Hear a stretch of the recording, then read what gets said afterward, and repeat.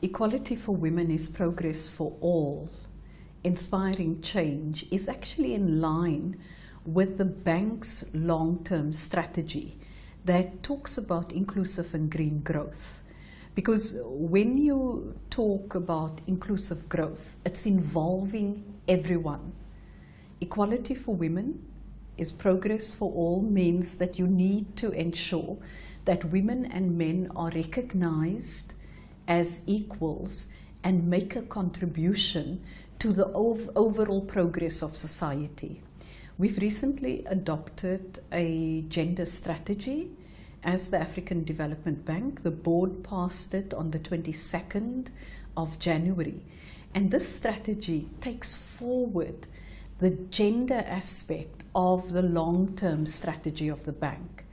And we've looked at what it means for all complexes in the bank, because we believe that we cannot talk about the transformation of the African economy if we don't use 50% of the people of the continent. What we'll be able to make a contribution on is ensuring that the resources the bank puts into the African continent through its regional member states, through its lending operations and all, we must ensure that those operations does take into account the gender agenda. The bank has clearly prioritized gender equality as one of the central pillars of our strategy, and hence you see in the long-term strategy 3 areas that we call areas of special emphasis.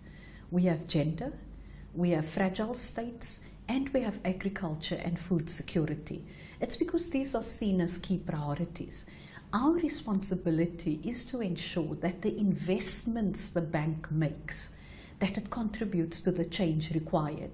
So the bank needs to take its operations to scale, but it needs to ensure that the operation takes into account women and men on the continent, that it unlocks the potential of all the people on the continent. So its human capital is important, but we look at the human capital through both the rights of peoples, and its men and women's rights, and through the economic power that's there. And hence the pillars of this of the strategy looks at the whole issue of the legal status of women and property rights, which is quite key if we want to make the change that we need to see. Secondly, we also talk about the women's economic empowerment.